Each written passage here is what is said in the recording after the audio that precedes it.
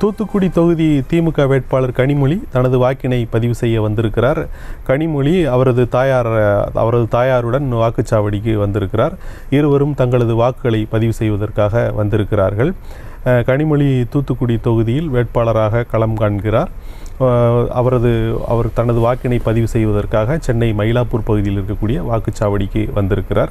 அவரது வாக்கு மயிலாப்பூர் பகுதியில் இருக்கக்கூடிய நிலையில் அவர் தனது வாக்கினை பதிவு செய்ய வந்திருக்கிறார். கனிமொழியும் அவரது தாயாரும் தங்களது வாக்குகளை பதிவு செய்வதற்காக வந்திருக்கிறார்கள். காலை 7 மணி முதல் அந்த வாக்குப்பதிவு நடைபெற்று வருகிறது. பொதுமக்கள் வாக்காளர்கள் ஆர்வத்துடன் தங்களது ஜனநாயக கடமையை ஆற்றி வருகிறார்கள். வாக்குச்சாவடிகளுக்கு சென்று வரிசைகளில் நின்று தங்களது ஜனநாயக கடமையை பொதுமக்கள் ஆற்றி வருகிறார்கள், வாக்காளர்கள் ஆற்றி வருகிறார்கள். அதே போல அரசியல் கட்சி தலைவர்கள், திரையுலக பிரபலங்களும் கூட, வேட்பாளர்கள் உள்ளிட்டோரும் கூட தங்களது வாக்குகளை பதிவு செய்து வருகிறார்கள்.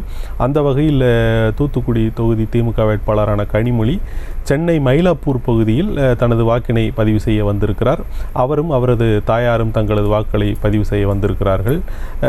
முதலில் அவரது தாயார் சென்று தனது வாக்கினை அவர் பதிவு செய்ய இருக்கிறார். செய்திகளை உடனுக்குடனும் துல்லியமாகவும் தெரிந்து கொள்ள சப்ஸ்கிரைப் பண்ணுங்க.